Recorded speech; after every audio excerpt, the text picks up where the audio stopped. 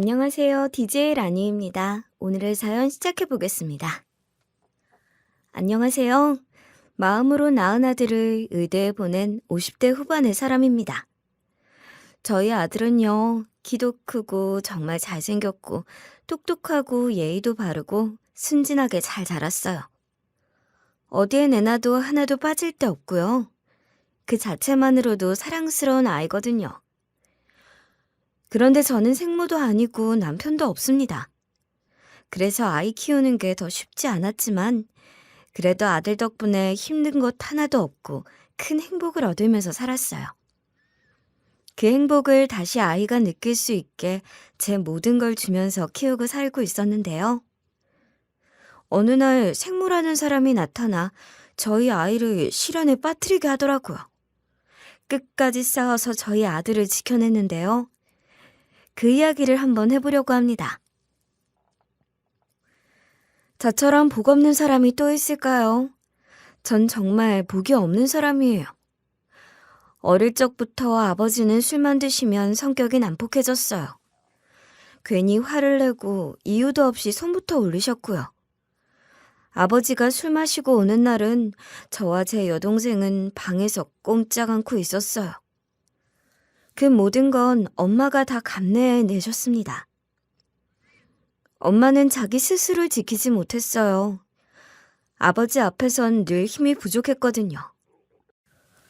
그렇게 하루하루 버티다가 결국 엄마는 더 이상 참을 수가 없었는지 제가 중학생 때 저희를 두고 집을 나가버리셨고요. 엄마가 집을 나간 뒤부턴 아버지가 엄마에게 했던 그 모든 일을 고스란히 저한테 하기 시작했습니다. 처음엔 안주를 만들어 와라, 술을 사와라, 그런 일을 시키다가요. 어린 제가 엄마만큼 똑부러지게 수행을 하지 못하자 그때부터 손이 저에게 날아왔어요. 그렇게 저의 감내도 시작되었습니다. 아버지가 술을 마시고 돌아오는 날이면 발걸음 소리부터 달랐거든요. 저희 집은 반지하라 지나다니는 사람들 발걸음 소리가 다 들렸어요. 밤이 되면 제 여동생과 누군가 지나갈 때마다 귀를 쫑긋 세웠어요. 혹시 아버지가 술 마시고 오실까 봐요. 아버지 걸음걸이는 제가 알거든요. 평소와 다른 걸음걸이다 싶으면 각오를 해야 하니깐 그래서 밤만 되면 아무것도 못하고 발걸음 소리만 들었던 것 같아요. 그런데 하루는 아버지의 발걸음 소리가 들렸고요. 평소와는 다른 발걸음이라 술을 마셨겠구나 예상하며 저희는 긴장을 했어요. 언니, 어떡해? 아버지 또 술 마시고 오나 봐. 언니, 나 무서워. 우리 어디 숨어버릴까? 숨자고? 그래, 좋은 생각이야. 아침까지만 버티면 되니까 우리 옷장 안에 숨어있자. 아버지가 술을 깨면 난폭한 행동을 전혀 안 하시거든요. 그래서 술 깨기만 기다리면 되기 때문에 그날 밤은 옷장 안에 숨어있기로 했습니다. 그런데 저희가 숨어있는 게 발각이 되었고요. 자신이 왔는데 인사도 안 하고 숨어있었다고 엄청나게 힘을 가하셨어요. 오히려 다른 날보다 더 심하게 가격한 날이어서 그 뒤론 아예 동생과 함께 집 밖으로 나가 있곤 했어요. 차라리 밖에 있는 게 덜 무섭고 덜 위험하더라고요. 그땐 정말 괴로운 기억밖에 없어요. 제 몸 여기저기 상처투성이었고요. 친구들이 혹시라도 제가 맞고 산다는 걸 알아챌까봐 여름에도 긴팔을 입고 다니며 제 모습을 감추고 다녔어요.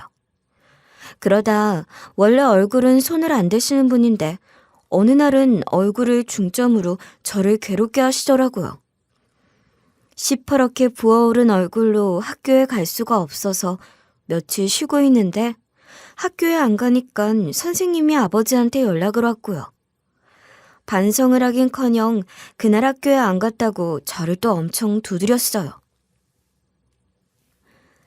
그때 저도 더 이상 아버지를 더는 견디기 힘든다는 생각이 들었고요. 저도 집을 나갈까 했는데요. 제가 나가면 동생한테 그 짓을 할 게 뻔하니 동생과 함께 집을 나가기로 계획을 세우게 되었습니다. 그런데 그 다음 날이었어요. 동생과 학교 끝나고 아버지 없을 때 짐을 챙기고 집을 나가자고 계획했는데요.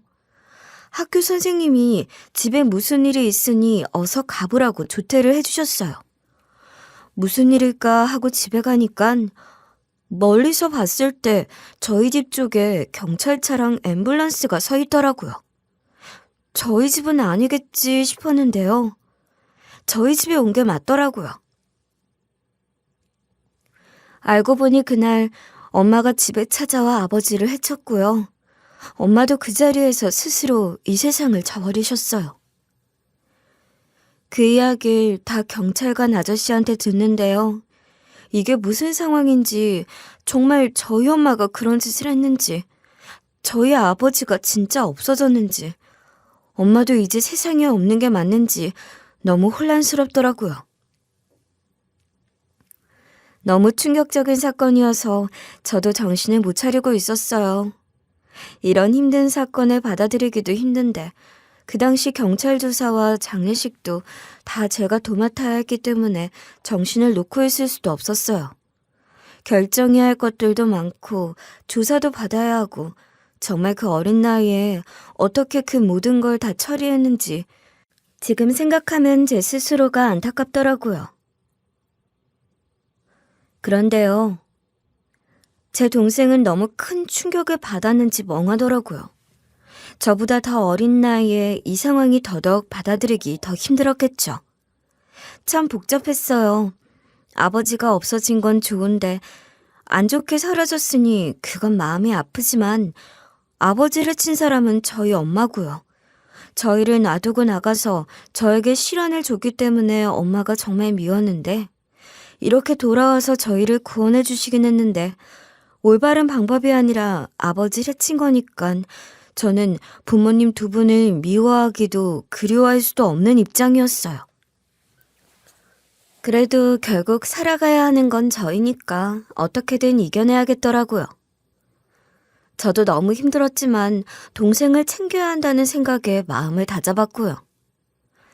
동생을 다독이며 이 끔찍한 상황을 잊어보고자 받아들이고자 많이 노력했어요. 그때는 뭐 정신과 그런 데 가면 완전 정신병자 취급하던 때이고 지금처럼 병원도 많지 않았고요. 그런 치료를 받아보라고 저희를 데려다 줄 어른도 없었고요. 스스로 이겨낼 수밖에 없었어요. 그래서 동생과 많은 대화를 통해서 저희는 회복하려고 노력했고요. 다행히 점차 회복을 했어요. 그리고 언젠가부턴 덤덤하게 이야기할 수 있을 정도로 많이 좋아졌어요. 그렇게 정신 붙잡고 사니까 현실이 보이더라고요. 부모님 모두 돌아가시고 빚 청산하니까 돈이 없어서 고아원에서 남은 중고등학생 시절을 보냈고요. 20살이 되었을 때 고아원에서 독립하자마자 동생이랑 같이 월세집 얻어서 살게 되었어요. 저는 배운 것도 가진 것도 없었기에 바로 공장에 들어가서 일을 하며 돈을 벌었고요. 하지만 이 일을 한평생 하고 싶지 않았어요. 그래서 퇴근하고 돌아오면 늦은 밤까지 격리 공부를 했고요. 자격증을 따게 되었습니다. 결국 3년 만에 격리가 되었어요.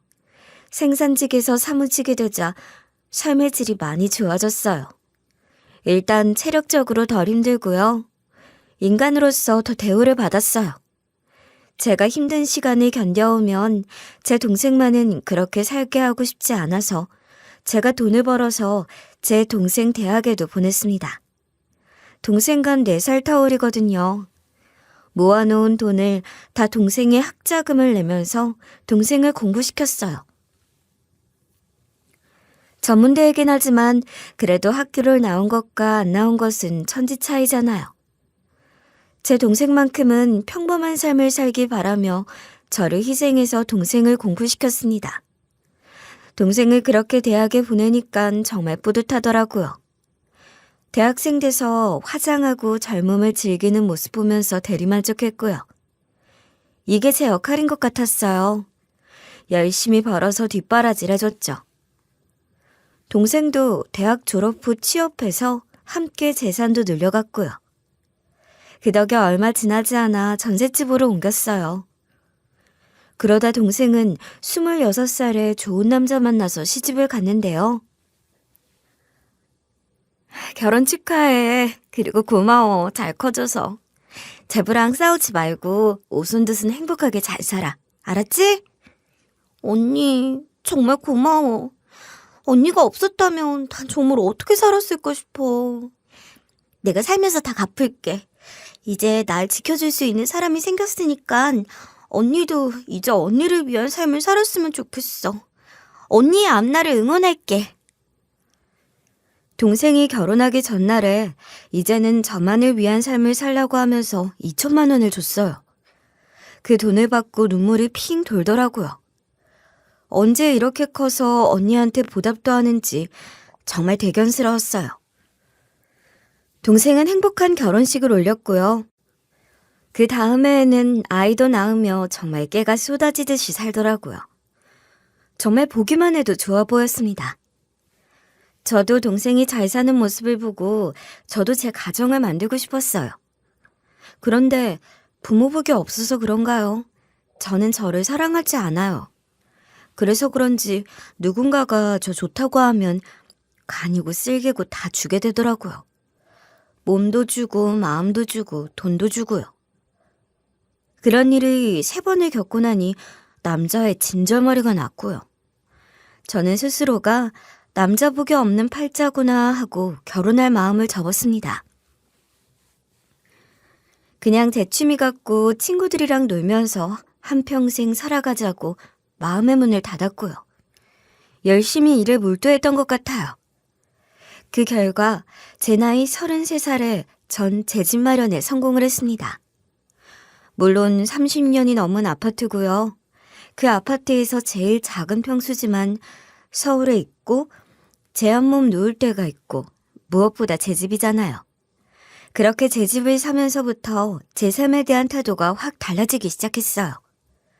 전 그 아파트에 들어가서 정말 많은 게 바뀌었어요. 먼저 전 제 주변에 공을 들였어요. 제 집이니까 제 동네에까지 관심을 가지게 되었고요. 그러다 보니 아파트 일이라면 적극적으로 참여했어요.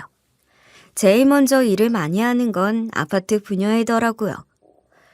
그래서 분녀회부터 가입했고요. 매주 분리수거 감독과 여성분들 안심 귀갓길, 늦은 밤 불량 청소년들이 단지 안에서 나쁜 짓을 하진 않는지 순찰을 돌기도 했고요. 아파트에서 필요한 봉사활동은 다 했던 것 같아요. 그리고 자연스레 관리비나 아파트 회계에도 관심을 가지게 되고 그것도 감독하며 활동 무대를 넓혔는데요. 그 때문에 사람들의 신임을 얻었어요. 그래서 아파트에 이사 오고 2년 뒤에 제가 분녀회 회장이 되었습니다. 그때 처음 느껴봤어요. 누군가로부터 이렇게 지지받고 믿음을 받는다는 느낌을요. 다들 저만 믿고 있는 모습을 보니 앞으로 더 잘 살아야 될 것 같은 마음이 들더라고요. 그래서 그때 공부를 더 했어요. 안정적으로 오래 할 수 있는 일이 공인중개사인 것 같아서 공부를 했고요. 어렵지 않게 자격증을 땄어요. 그리고 바로 부동산에 취업을 해서 3년간 일을 하게 되었어요. 그리고 일하면서 좋은 매물을 만나 아파트 세 채를 소유하게 됐어요. 월세 수입이 생기니 삶의 질이 정말 달라지더라고요. 경제적인 여유가 생기니 마음도 한결 넉넉해졌고요. 그러다 보니 자연스럽게 다른 사람들에게도 관심을 기울이게 되었는데요. 고아원과 양로원에서 봉사활동도 했지만 그 과정에서 제 주변에도 도움이 필요한 사람들이 있다는 것을 새삼 알게 됐습니다. 제가 살고 있는 아파트엔 10평 남짓한 아주 작은 평수의 집도 있어요. 저도 그 작은 평수에 살고 있었는데요. 어느 날 같은 동 주민이 부녀회장인 저에게 제보를 하나 했어요. 우리 옆집에 아가씨 혼자 사는데 이상하게 인기척이 없어. 몇 달은 넘은 것 같아. 전단지도 쌓이고 사람이 찾아와도 대답이 없고. 악취까지 나는데 좀 석연찮은 느낌이 들어. 그래요? 혹시 무슨 안 좋은 일이 생긴 건 아닌지 걱정되네요. 한번 같이 가볼까요? 저희 아파트는 복도식 구조였고 그 아가씨 집도 저와 같은 동 같은 라인이거든요. 그래서 저도 그 집에 누가 사는진 대략 알고 있었어요. 20대 초반쯤 되어 보이는 아주 젊고 예쁜 아가씨였는데 늘 화려하게 꾸미고 다니더라고요. 그런데 밤마다, 아니 거의 매일 이른 새벽에 술에 취한 채 집으로 들어오는 모습을 자주 봤어요. 제가 새벽 5시나 6시쯤 운동하러 나갈 때면 마주칠 때가 많았거든요. 술을 그렇게 자주 마시다 보니 혹시 갑자기 건강에 문제가 생겨 안 좋은 일이 벌어진 건 아닌가 하는 생각이 들더라고요. 그래서 부녀의 사람들과 함께 그 집에 가서 초인종을 눌러봤지만 아무런 반응이 없었어요. 그래서 연락처를 알아보려고 근처 부동산에 가봤어요. 그 집은 월세였고 집주인을 통해 어렵게 아가씨의 연락처를 알아냈어요.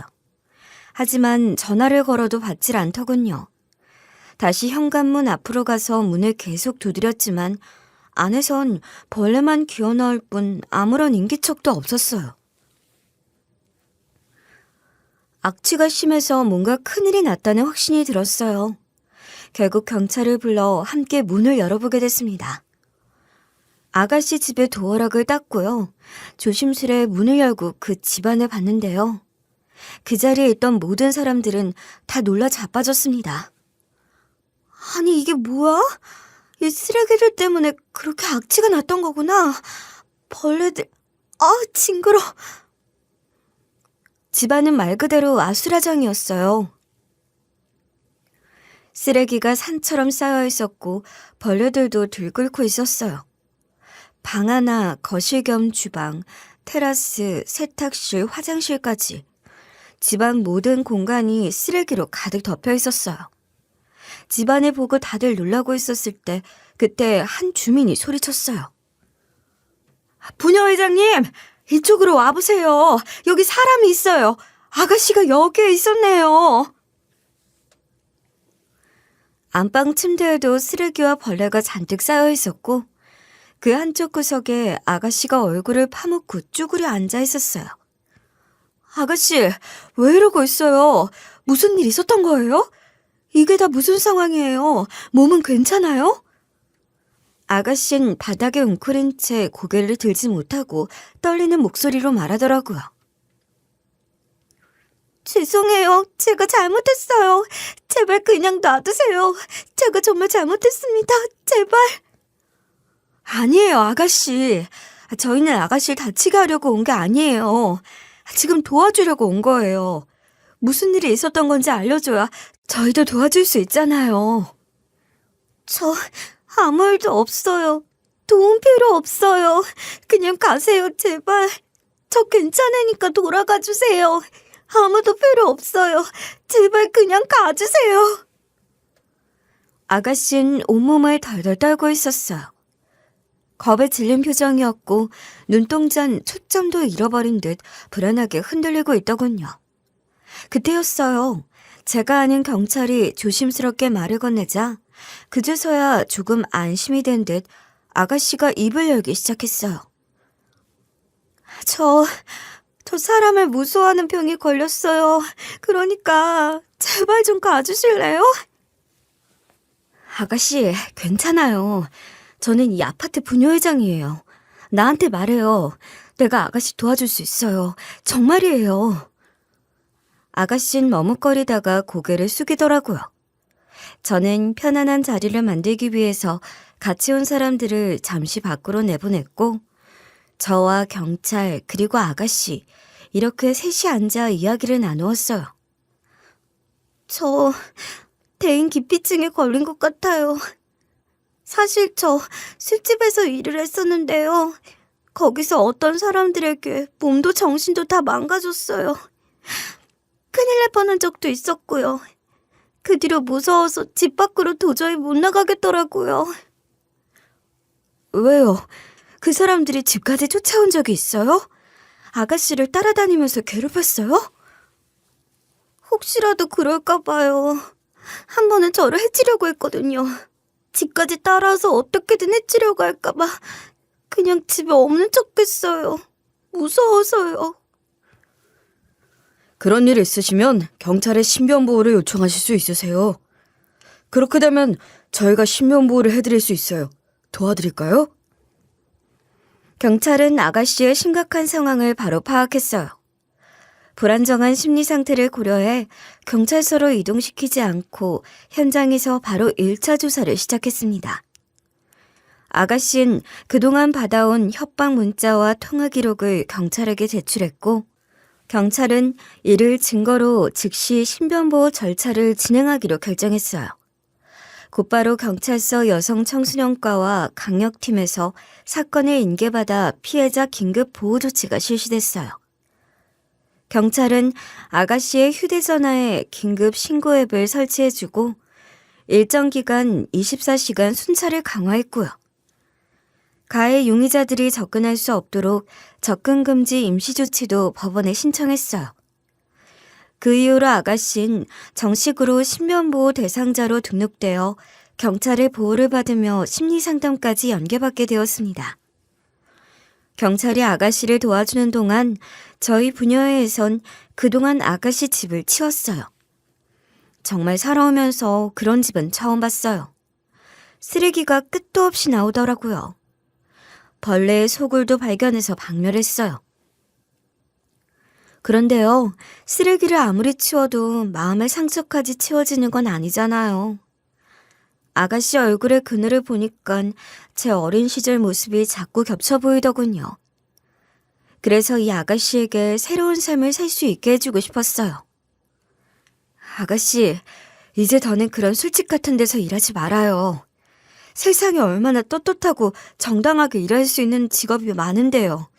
아가씨도 할 수 있어요. 내가 도와줄게요. 저 고등학교 졸업장도 없어요. 그런 제가 과연 정상적인 일을 할 수 있을까요? 그럼요. 할 수 있어요. 걱정하지 말아요. 내가 도와줄게요. 나도 사실 고아원에서 자랐어요. 남들보다 훨씬 어렵게 컸고 죽기 살기로 노력해서 직업도 갖게 됐고 내 동생도 대학 보내고 집도 사고 몇 년 전엔 공인중개사 자격증까지 따서 지금은 부동산 일도 하고 있어요. 그러니까 나만 믿어요. 내가 아가씨 삶 다시 일으켜 세워줄게요.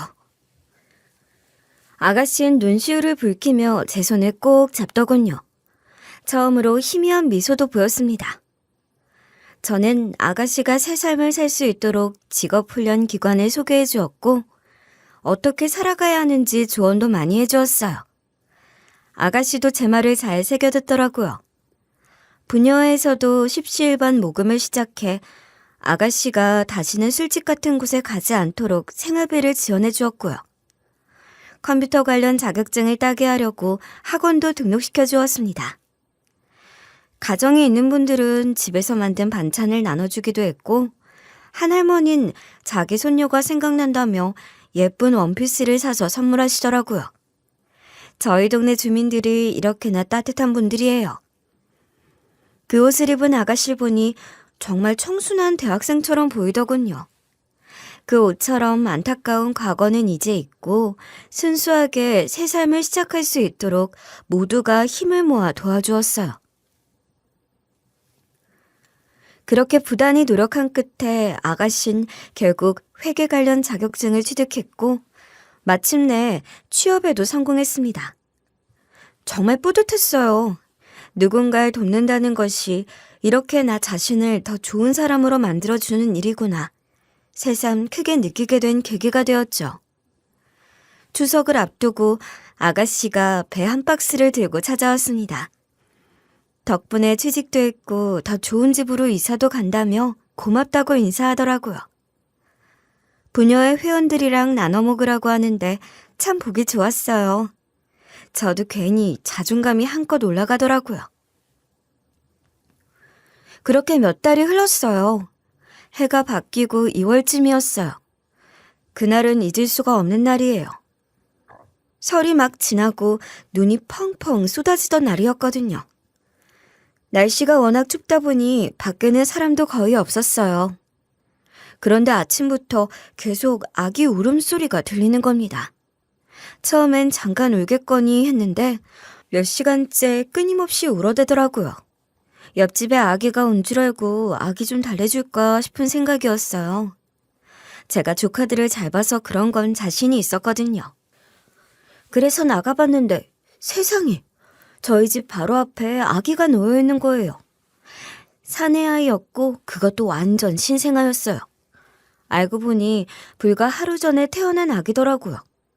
이름은 없었고 생년월일과 시간만 적힌 메모 한 장이 덩그러니 놓여 있었어요. 그때가 벌써 20년 전이라 아파트 CCTV도 지금처럼 촘촘하지 않았거든요. 현관 입구 같은 주요 지점에만 설치되어 있었죠. 혹시라도 신생아를 데리고 들어온 사람이 찍혔나 싶어 확인해봤는데 아무것도 나오질 않았어요. 아이를 안고 들어온 여자를 봤다는 사람도 단 한 명도 없었고요. 완벽히 저한테 업둥이가 생긴 거예요. 왜 하필 결혼도 안 한 나한테 이런 일이 생긴 걸까?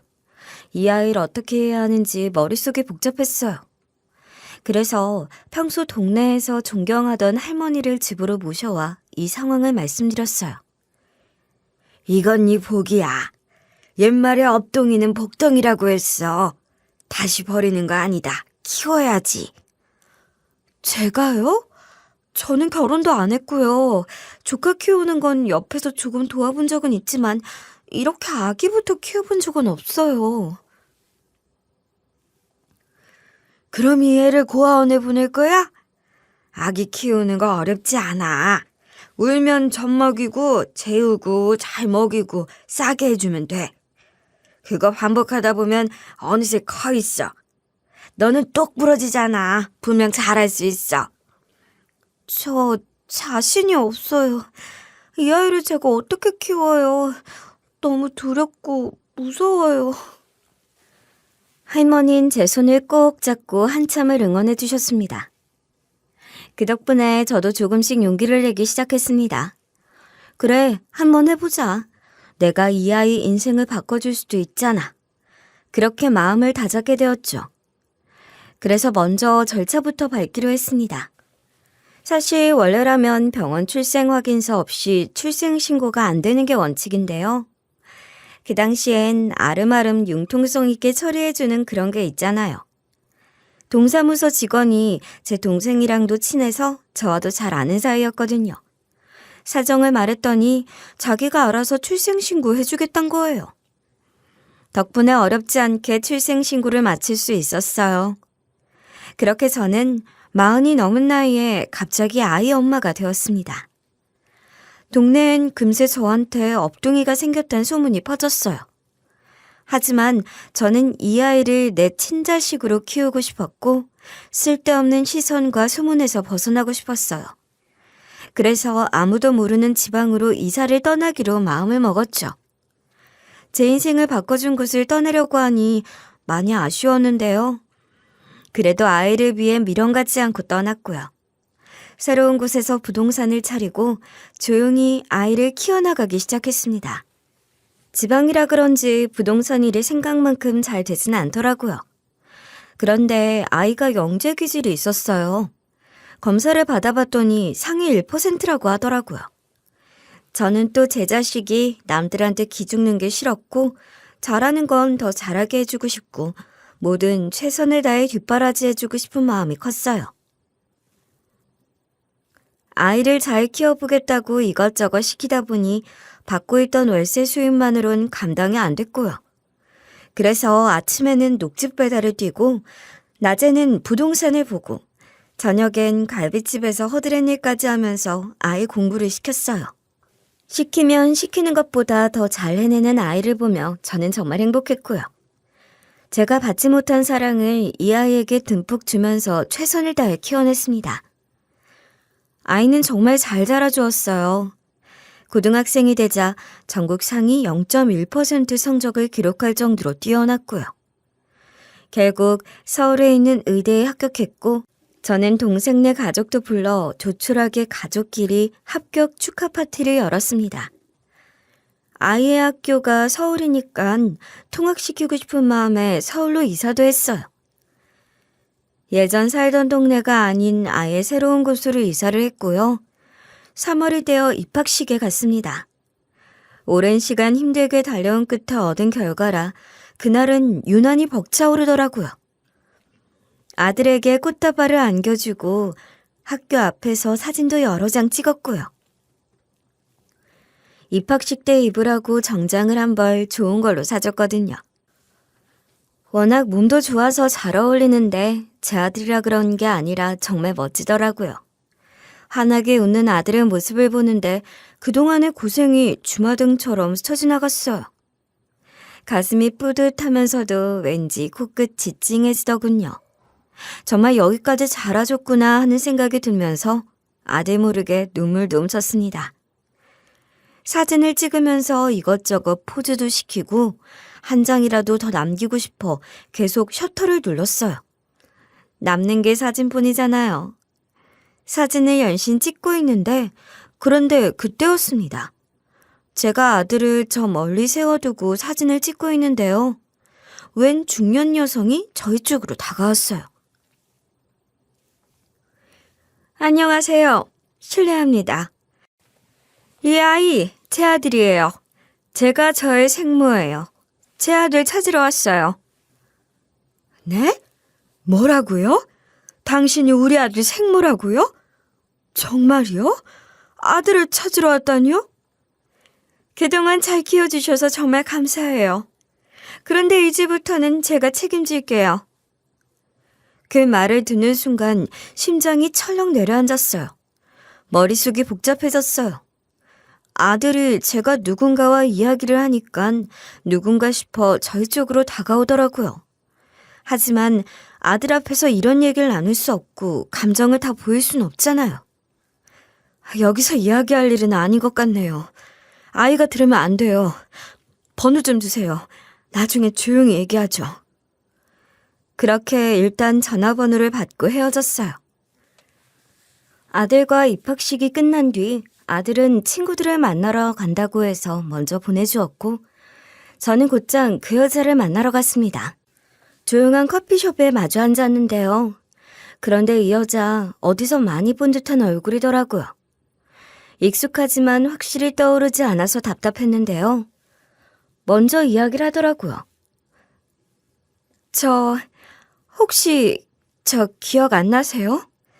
저 그때 그 아파트에서 살던 아가씨예요. 그때 저희 집 청소도 도와주시고 직업훈련도 시켜주셨잖아요. 아, 어머, 그 아가씨였어요? 아, 어쩐지 낯이 익다 했어요. 세상에, 그럼 우리 애가 아가씨 아이였던 거예요? 이럴 수가. 그럼 애 아빠는요? 애 아빠는 없어요. 저 혼자 낳아 키워보려 했는데요. 출산이 다가오니 너무 두렵고 자신이 없더라고요. 그래서 제가 아는 사람 중 가장 믿을 만한 아줌마께 아이를 맡긴 거예요. 어떻게 아이를 낳고 버릴 수가 있어? 어떻게? 당신이 엄마야? 정말 어이가 없어. 그럼 이사 갈 때 이미 뱃속에 애가 있었던 거네? 어떻게 그럴 수가 있어? 너무하잖아. 아니 그런데 어떻게 CCTV에 안 찍힌 거예요? 우리 아파트 로비에 CCTV 있었잖아. 그때 내가 샅샅이 봤는데 애 안고 오는 사람은 전혀 찍히질 않았던데? 사실 출산증 갈 곳이 없어서 전에 살던 빈집에 몰래 들어가 있었어요. 도어락 번호도 그대로였거든요. 거기서 아기를 낳고 새벽에 조용할 때 아줌마 집 앞에 내려놓고 다시 들어갔어요. 그래서 CCTV에 안 찍힌 거예요. 그리고 이틀 뒤 그 집을 떠났어요. 생모의 입에서 나오는 이야기는 하나하나가 충격적이었어요. 어쩌면 그렇게도 극단적인 선택을 했고 그렇게 위험한 출산을 감행했는지 정말 놀라울 따름이었습니다. 아이를 아줌마 집에 두고 떠나면서 사실 멀리서 계속 지켜보고 있었어요. 저도 엄마인데 어떻게 그냥 마음 편히 살 수 있겠어요. 아줌마가 이사할 때 저도 같은 지역으로 이사 갔고요. 우리의 초등학교, 중학교, 고등학교 입학식과 졸업식 어느 하나도 빠짐없이 다 지켜봤어요. 그럼 그때마다 나타나지 왜 이제 와서 나타난 거예요? 진작 나타나지. 이제 성인 됐잖아요. 힘든 시기는 다 지났고 성인이 됐으니 제가 나타나도 아이가 받아들일 수 있을 것 같아서요. 그동안 잘 키워주셔서 정말 감사해요. 이제 의대는 제 힘으로 보낼게요. 순간 마음이 복잡해졌어요. 저희 아이에게 저는 평생 엄마였고 출생의 비밀은 단 한 번도 말한 적이 없어요. 제 자식으로 키웠고 저도 그렇게 믿고 살아왔는데 이제 와서 이 사실을 어떻게 꺼내야 하나 싶더군요. 우리 앤 날 친엄마로 알고 컸어요. 지금도 마찬가지고요. 난 이 사실을 평생 말하지 않을 생각이었어요. 내 마음은 처음부터 친자식이었으니까. 그런데 이제 생모가 나타났다고 해서 내가 이걸 말해버리면 아이가 그걸 어떻게 받아들일지 나도 모르겠어요. 부탁드릴게요. 잘 설명해 주시고 저랑 아이가 만날 수 있게 자리 한번 마련해 주세요. 집에 돌아와 아들에게 모든 사실을 털어놓았어요. 아들은 잠시 말을 잃더니 조용히 자신의 생모를 만나보겠다고 하더라고요. 의젓하게 말을 하니 많이 큰 게 느껴졌어요. 이제 지도 성인이니 잘 판단하리라 믿고 날짜를 정해서 두 사람은 만나고 돌아왔습니다. 그런데요, 그 후부터 아들의 태도에서 묘한 벽이 느껴졌어요. 어딘가 어색하고 저를 피하는 듯한 느낌이 들더군요. 결국 저는 조심스럽게 말을 꺼냈어요. 우리 아들, 널 낳아준 친엄마가 찾아왔다고 해서 나랑 멀어질 필요는 없어. 넌 지금까지 내 아들이었고 앞으로도 변함없는 내 친아들이야. 엄마, 나 키워줘서 정말 고마워. 근데 이젠 날 낳아준 엄마랑 함께 살아보고 싶어. 허락해줘. 청천벽력이 따로 없었습니다. 속이 찢어지는 것 같았지만 이미 성인이 된 아들의 결정을 억지로 막을 순 없겠더라고요. 아들이 그렇게 결정했다는데 그걸 들어줘야 싶겠더라고요. 이게 부모지. 부모라면 이렇게 하는 게 맞는 거겠지. 제 마음을 다독이며 보내주기로 했습니다. 아들은 짐을 싸서 떠났고요. 떠난 방엔 한평생 써온 책상과 의자, 침대만 덩그러니 남아있었어요. 방 안을 보고 있으니 마음 한구석이 허전하고 서운했지만 그런 감정에 휘둘리지 않으려고 애썼습니다. 아이가 저에게 20년 동안 행복을 안겨줬잖아요. 그것만으로도 충분한 선물을 받은 거라며 그렇게 스스로를 다독였어요. 눈물이 나오려는 것도 흘리지 않으려고 참았어요. 아들의 행복을 빌어주는 것이었으니까요. 기쁜 마음이 들어야 하는데 너무 슬퍼하면 앞게 막는 엄마인 것 같아서 꾹 참고 저를 다독였습니다. 그 후로 아들은 연락이 정말 뜸했는데요. 잘 살곤 있더라고요. 어떻게 알았냐면요. 카카오톡 프로필 사진이 바뀌는 거 보고 알게 되었어요. 생모와 어디 좋은 곳에 다녀온 사진, 생모가 선물해준 새 차라고 멘트도 쓰고 사진도 올렸는데요. 보기 좋기도 했지만 한편으론 씁쓸한 마음을 애써 누르고 있었습니다. 그러던 어느 날 2달쯤 지나 아들에게서 오랜만에 문자가 왔어요. 엄마, 나 좀 도와줘 라는 문자였는데요. 놀라서 전화를 했지만 받지 않았고 잠시 뒤 주소가 적힌 문자가 도착했습니다. 곧장 달려갔죠. 경기도 외곽의 오래된 빌라였는데요. 배를 누르자 아들이 나왔는데 몰라볼 만큼 말라있었고 표정도 어두웠어요. 집안은 쓰레기로 가득했고 악취가 심했어요. 예전에 생모를 처음 만났던 장면이 겹쳐 떠오르더군요. 너 왜 이러고 있어? 무슨 일이야? 어떻게 된 거야? 집안은 왜 이 모양이고? 네 친엄마는 어디 갔어? 나 너무 무서워. 친엄마가 한 2주 정도 같이 살다가 갑자기 사라졌어. 알고 보니까 나한테 대출이란 대출은 다 받게 하고선 그냥 없어졌어. 아들의 말을 듣고 경악했어요. 이야기를 들어보니 생모는 처음에 이제부터 둘이 새 인생 시작하자며 온갖 희망적인 말로 아들을 안심시켰대요. 열심히 살자고 격려하는 척하면서 은행에 함께 가서 대출을 받게 했고 신용카드도 만들게 했답니다. 그런데 어느 날 갑자기 그 모든 걸 들고 도망쳐 버린 거예요. 그럼 그 차는 그때 차 사줬잖아. 네 카카오톡 프로필에서 봤어. 비싸 보이던데? 중고차 사줬는데 그 차를 담보로 또 대출을 받았어. 그 돈도 다 가지고 튀었고. 나 어떡해? 나 신용불량자 되면 어떡해? 엄마, 나 너무 무서워. 이것저것 따져보니 남은 빚이 몇 천만 원이었고요. 저에게 갚지 못할 만큼의 큰 금액은 아니지만 이제가 20살이 된 아이가 감당하기엔 버거웠을 거예요. 아들이 살고 있던 그 집도 생모 명의였지만 이미 보증금은 다 깎아먹은 상태였대요. 집주인은 계속 아들한테 연락해서 돈 없으면 짐 빼라며 독촉했고요. 오갈 데가 없어진 아들은 멘탈이 무너진 거죠. 그 영특하고 밝던 아이가 쓰레기 더미 속에서 엉엉 우는데 피가 거꾸로 솟았습니다. 어떻게 애밀한 사람이 자식을 이렇게 이용할 수가 있나요? 처음부터 이럴 작정으로 아들을 찾은 거란 생각에 분노가 치밀었습니다. 일단 그 집에서 아들을 데리고 나왔어요. 아이 꼴을 보니까 속이 뒤집어지더라고요. 그 여자를 꼭 찾아서 절대 그냥 넘어가지 않을 거라고 마음을 다잡았습니다. 저희 아들을 이용해서 갈취해간 돈도 꼭 받아내야 했고요. 바로 경찰에 신고했어요.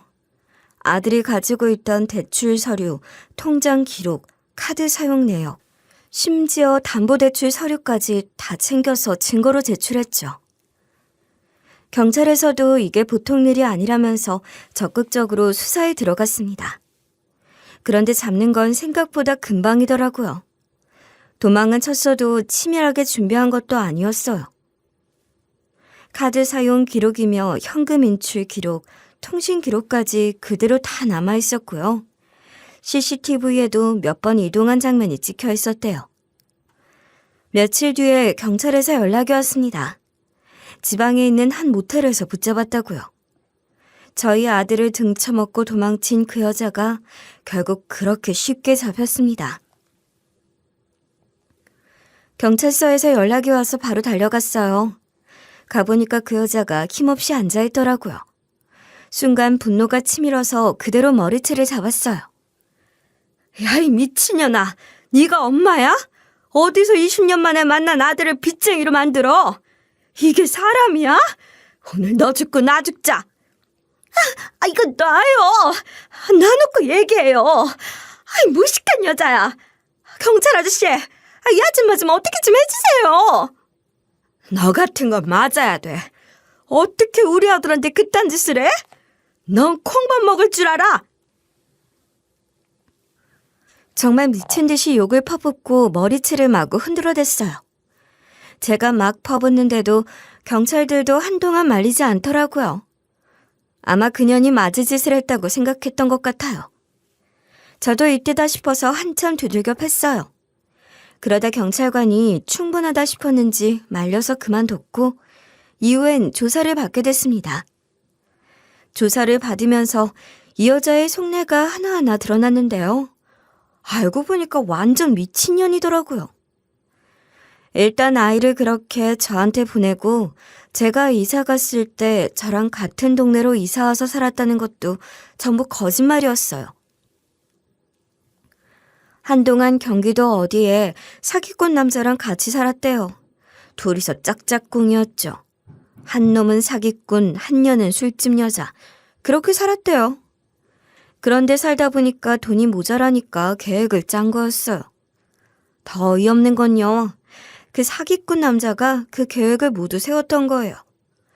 아들을 생모한테 이제는 아들이 성인이 됐으니까 아들 찾아서 그 애 앞으로 대출받고 신용 만들고 카드 만들면 돈 뽑아낼 수 있는 것들은 다 뽑아서 가져오라고 했대요. 결국 이 여잔 처음부터 아들이 보고 싶어서 찾아온 게 아니었던 거예요. 아들이 성인이 됐으니까 이용할 수 있는 수단으로 본 거죠. 진짜 그 얘기 듣는데 피가 거꾸로 솟더라고요. 어떻게 같은 여자로서, 같은 부모로서 그런 생각을 할 수가 있는지 그 순간 머릿속에서 천불이 일어났습니다. 제가 예전에 살던 아파트에서 그 여자를 도와줬을 때 기억하시죠? 그때 그 여자가 그랬잖아요. 이제 술집 안 가고 회계 관련 자격증 따서 취업했다고요. 새로운 삶 시작했다고요. 그렇게 예쁜 원피스도 입혀주고 부녀의 분들도 십시일반 돈 모아서 돈도 주고 그렇게 응원했었잖아요. 그런데 그것도 전부 다 헛소리였던 거예요. 이미 그때도 술집에 나가고 있었던 거예요. 직장 들어간다고 했던 것도 한 달 정도 다니다가 그만뒀대요. 그리고 다시 술집으로 돌아갔더라고요. 결국 그때부터 제 앞에선 새 인생 사는 척, 착한 척 다 쇼를 했던 거죠. 그 이야기 듣는데 기가 막히고 코가 막히더라고요. 내가 그때 얼마나 진심으로 도와줬는데 결국엔 그 모든 게 다 거짓말이었다니 처음부터 사람 마음을 가지고 놀았던 거예요. 어떤 남자랑 자기와 얽혔는지 뒹굴었는지 그녀 스스로도 모른대요. 그런데 애가 생겼고 애나 키울 생각도 없던 년인데 애를 어쨌든 처리해야 하니까 아이를 낳아서 제 집 앞에 버리고 간 거였답니다. 그게 지금 제 아들이고요. 그 뒤로도 이 여잔 정신 못 차리고 살았더라고요. 이 남자 만났다 헤어지고 저 남자랑 사귀다 또 헤어지고. 그런 생활을 계속 반복하면서 살다가 나중엔 사기 같은 일에도 얽혀서 한동안 옥살이까지 했다고 하더라고요. 그런데 그동안 저한텐 멀리서 아들 곁을 계속 지켜봤다고 했잖아요. 초등학교 입학식부터 고등학교 졸업식까지 다 지켜봤다며 감동적이 척했던 그 말들도 전부 뻥이었어요. 이년은 아예 아들의 인생엔 전혀 관심 없었고요. 20살 넘은 아들을 그저 돈 뜯어내는 수단으로만 생각하고 찾아온 거예요. 어디에 사는지도 몰라서 저를 탐정을 고용해 찾았다고 하더라고요. 그 말을 듣는데 정말 온몸에 소름이 다 돋더라고요. 이게 사람인지 의심도 되고요. 짐승 아닙니까? 그 말을 듣고 욕을 퍼부었어요. 미친년아! 우리 학생이야! 그것도 의대생이라고! 내가 어떻게 키운 아들인데 이제 와서 생물합시고 나타나서 애 앞길을 망치려고 들어! 너 우리 아들한테 뜯어간 돈 다 내놔! 당장 내놔! 그 돈이 있겠어요? 다 썼지? 그리고 그거 아들이 저 쓰라고 준 돈이에요. 아줌마가 뭔 상관이야? 그 순간에도 이 여잔 눈 하나 깜짝 안 하고 뻔뻔하게 말하더라고요. 그게 더 미쳐버리겠더라고요. 그런데 그 돈을 돌려받는 게 참 쉽지가 않았어요. 서류상으로만 보면 대출을 받은 것도 저희 아들이고 카드 만든 것도 아들이고 통장도 아들 명의니까요. 모든 책임이 법적으로는 아들에게 있다는 겁니다. 그런데 경찰이 조사를 하다가 의문을 제기하더라고요. 그래요. 대출을 아들이 자발적으로 받았다고 쳐도 대출금이 어떻게 이 여자한테 넘어간 겁니까? 아들이 자발적으로 돈을 준 겁니까? 네, 맞아요. 우리 아들이에요. 저 불쌍하다고 생활비 좀 쓰라고 대출받아서 저한테 준 거예요. 자발적으로 준 건데 뭐가 문제예요? 그쵸? 그 말을 듣는데 또 한 번 피가 솟구치더라고요. 그런데 그 순간 저희 아들이 딱 나서서 이렇게 말했어요. 아니요. 대출 받은 건 맞아요. 카드도 제가 직접 신청하고 서명한 것도 맞고요. 그런데 전 그 돈을 만져본 적이 없어요. 카드도 만들어만 놓고 제가 한 번도 쓴 적이 없어요. 통장에 돈이 들어온다곤 들었지만 출금을 해본 적이 없어요. 카드도 처음부터 저 여자가 가지고 있었고요. 이거 다 확인 가능하죠? 조사하면 다 나오죠? 저희 아들이 그렇게 말을 하니까 경찰 표정이 싹 바뀌더라고요. 조사 방향이 완전히 달라졌어요. 모든 돈의 흐름이 생모 쪽으로 넘어간 기록이 분명히 있을 거라고 믿었어요. 결국 경찰이 본격적으로 조사를 시작했어요. 금융거래 내역부터 카드 사용 기록, ATM 출금 기록까지 다 들여다봤죠. 알고 보니까 이 여자가 우리 아들한테 통장 만들려고 시켜놓고 통장 카드까지 만들어서 자기 손에 쥐었더라고요. 대출금이 들어오면 이 여자가 매번 ATM 기계에서 직접 빼서 자기 통장으로 옮겼대요. 카드도 마찬가지였어요. 아들 이름으로 만든 카드를 자기 손에 쥐고는 온갖 데서 긁고 다녔더라고요. 심지어 현금 서비스까지 싹싹 긁어서 썼더라고요. 그런데요, 생각해보세요. 저 여자 정말 멍청한 거 아닙니까? 대한민국의 CCTV 강국인 걸 모르나 봐요. ATM 기계를 이용하면 전부 카메라에 찍히는데 그걸 숨길 수 있을 줄 알았나 봐요. 우기면 될 줄 알았나 봐요. 결국 경찰이 증거를 하나하나 내밀었고요. 그래도 이 여자는 끝까지 뻔뻔하게 우기더라고요. 아들이 젖쓰라고 준 거라니까요. 생활비 하라고. 저한테 카드 주면서 빼오라고 했어요. 전 아들 부탁 들어준 죄밖에 없다고요. 아니에요. 전 그런 말 한 적도 없고요. 돈 만져본 적도 없어요. 전 대출도 받고 싶지 않았어요. 저 여자가 시켜서 다 받은 건데요. 저 너무 억울해요. 그렇게 둘이 진술이 완전히 엇갈리기 시작했어요. 경찰이 증거자료를 하나하나 더 들이밀기 시작했고 이제부턴 본격적인 싸움이 시작된 거죠. 그런데요, 사실 저희는 걱정할 게 없더라고요. 변호사님이 그러시더라고요. 이 사건은 간단합니다. 대출금이 아들 명의 통장으로 입금됐고 그 돈은 법적으로 아들 재산입니다. 이게 입증되면 끝입니다. 그래요? 그러니까 돈의 최초 소유권이 누구한테 있었냐가 중요한 거였네요. 그럼 걱정 없겠네요. 네, 맞습니다.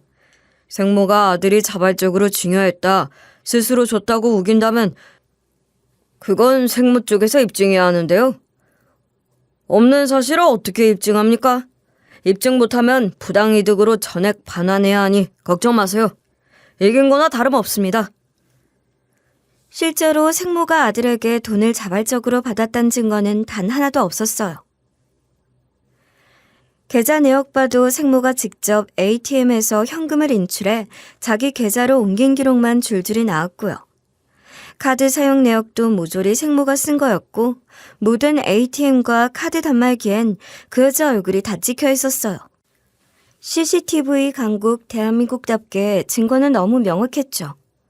결국 생모가 증거를 못 내놓으니까 경찰에서도 부당이득 반환으로 결론을 내렸습니다. 그렇게 우리 아들이 떠안았던 빚도 전부 생모가 물어내야 하는 상황이 됐어요. 그런데 문제는요, 그 여자가 이미 전과도 있고 워낙 사기치고 빚지고 살던 인간이라 갚을 능력이 전혀 없다는 거예요. 돈이 있어야 물어내죠. 재산도 아무것도 없고 통장 잔고도 바닥. 월세 살면서 빚만 잔뜩 안고 있는 상태더라고요. 변호사님이 그러시더라고요.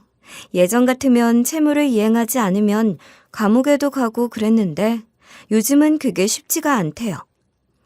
민사채무 불이행으론 형사처벌이 안 되고요. 결국 강제집행 걸어놓고 계속 추심하는 수밖에 없다고요. 듣고 있는데 너무 열받고 괘씸하더라고요. 어떻게 이렇게 뻔뻔하게 사람 인생을 망쳐놓고도 아무 책임도 안 지고 빠져나갈 수 있나 싶어요. 우리 아들을 한번 이용해 먹고 인생 거덜내 놓고선 이젠 빚도 안 갚고 버티겠단 거잖아요. 사실 돈이 중요한 게 아니에요. 그 돈 솔직히 제가 갚을 능력 있어요. 얼마든지 제가 메워줄 수 있어요. 그런데 그게 아니잖아요. 어떻게 생모란 사람이 찾아와서 20살밖에 안 된 우리 아들 마음을 흔들어 놓고 감정적으로 다 흔들어 나서는 결국 이용만 하고 뻔뻔하게 버릴 수가 있어요? 그것도 우리 애를 너덜너덜해지게 만들고 다 상처 입혀놓고 이용할 만큼 다 이용해놓고선 아무렇지 않게 돌아서더라고요. 그게 너무 괘씸해서요. 그냥 가만히 있을 수가 없더라고요. 그래서 저도 더는 참지 않고 추가 고소를 진행했어요. 먼저 생모가 대출을 전부 주도했고 아들에게 대출 받으라고 강요하고 속여서 이런 일을 벌였으니까 사기죄로 고소를 했어요. 그리고 대출금이 아들 명의 통장에 입금된 건 분명 아들 재산인데 이 여자가 멋대로 인출해서 자기 돈처럼 썼으니까 횡령죄로도 고소를 넣었고요. 이미 앞서 부당이익 반환 청구 소송에서 이 여자가 돈을 부당하게 가져간 게 인정됐고 예전부터 범죄 전력도 줄줄이 있었잖아요. 이런 모든 것들이 전부 감안됐어요. 결국 경찰에서도 중범죄로 판단했고요. 재판에 넘겨져서 법원에서도 아주 단호하게 판단을 내렸습니다. 그래서 결국 이 여자는 감옥에 들어가게 됐어요. 딱 그 소식 듣는데 속이 뻥 뚫리더라고요. 이제야 이게 제대로 돌아가는구나 싶었어요. 그런데요, 그 여자가 잡힐 때 같이 있었던 남자 있었잖아요. 저희 아들 이용해서 돈 뜯어오라고 시켰던 그 장본인 말이에요. 그 인간도 결국 줄줄이 다 드러났어요. 알고 보니까 그 남자도 그냥 보통 인간이 아니었더라고요. 완전 양아치 중에 양아치였어요. 술집 여자들 등쳐먹고 사는 놈이래요. 온갖 약점 잡아서 돈 뜯어내고 여자들 명의로 대출받게 하고 신용 망가뜨리고 그런 쓰레기 같은 놈 있잖아요. 그런 새끼였어요. 제 아들 생모가 처음부터 저희 아들한테 접근하게 만든 것도 결국 이 남자로부터 시작된 건데요. 돈 뜯어내는 공리를 기가 막히게 잘한다고 해요. 저희 아들이 성인이 되니까 이용할 수 있는 먹잇감으로 본 거죠. 그런데 이 남자도 하필이면 그 시기에 다른 여자한테도 사기친 게 들통이 났어요. 그 수사랑 저희 사건이 같이 맞물려서 죄가 더 커진 거죠. 결국 두 년놈이 나란히 감옥으로 가게 됐습니다. 그 소식 들으니까 속이 시원하다 못해 손이 부르르 떨리더라고요. 그래도 정의는 살아있구나 싶었어요. 모든 사건이 결국 다 정리됐습니다. 아들이 떠안았던 수천만 원 빚은 제가 대신 갚아줬어요. 그리고 어느 날 아들과 마주 앉아서 조용히 이야기를 나눴습니다. 그동안 고생 많았던 아들이 저를 빤히 바라보더라고요.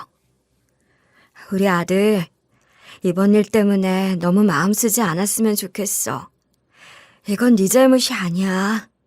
세상엔 어른답지 못한 사람들도 있어. 자식을 이용해서 어떻게든 뜯어먹으려는 인간들도 있고. 정말 어른구실 못하는 사람들 많아. 그러니까 이번 일로 스스로 자책하지 마. 그냥 그 인간들이 잘못한 거야. 엄마, 정말 고마워. 내가 앞으로 더 잘할게. 엄마한테 꼭 자랑스러운 아들 될게.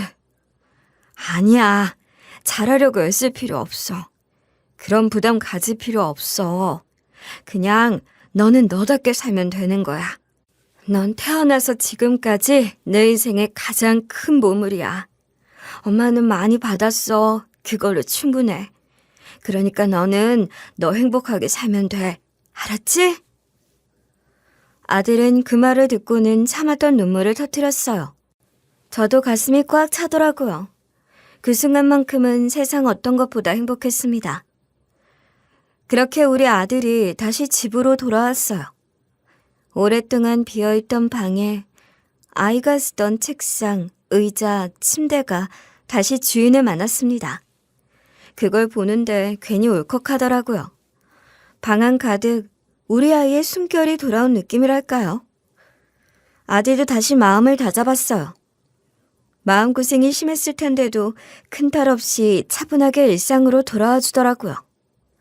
다시 평범한 대학생으로 돌아가서 열심히 공부하고 친구들 만나고 수업 듣고 시험 준비하고 그냥 그런 소소한 일상이 얼마나 소중한 건지 새삼 느껴졌습니다.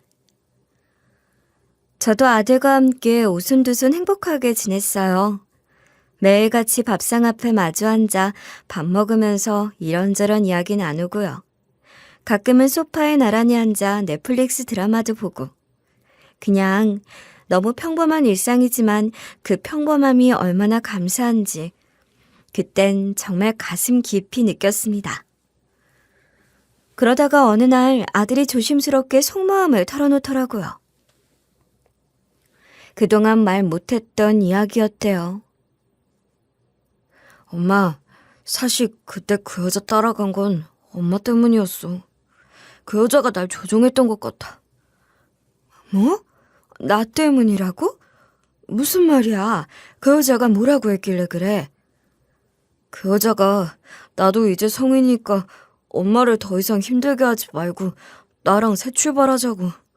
나는 엄마가 나 때문에 고생을 많이 했으니까 그게 미안했는데 그래서 이제라도 나가서 엄마 짐을 덜어드리는 게 맞는 건가 싶었어. 지금 생각하면 정말 어리석었지만 말이야. 그 말을 듣는데 눈물이 왈칵 쏟아질 뻔했어요. 우리 아들이 걱정 많은 아이였거든요. 저 힘들까봐 그 어린 나이에 그런 선택을 했던 거예요. 저는 아들의 손을 꼭 잡아주면서 말했어요. 우리 아들, 넌 절대 그런 거 걱정하지 마. 넌 내 인생에서 가장 소중한 이유야. 널 위해서라면 난 뭐든지 할 수 있어. 앞으로도 내가 널 지켜줄 거고 평생 네 편이야. 절대 혼자라고 생각하지 마. 아들은 울먹이면서 고개를 끄덕였고 그렇게 우리 모잔 또 한 번 더 단단히 서로를 끌어안게 됐습니다. 저는 그날 이후로 부동산 하면서 잘 지내고 있어요. 세상에 여러 부모들이 있지만 정말 최악의 부모는 제 아들의 생모가 아닐까 싶어요. 그런 사람들이 이 세상에 없어지길 바랄 뿐입니다. 여러분 곁엔 이런 사람 없길 바라면서 제 글을 마칠게요. 들어주셔서 감사합니다.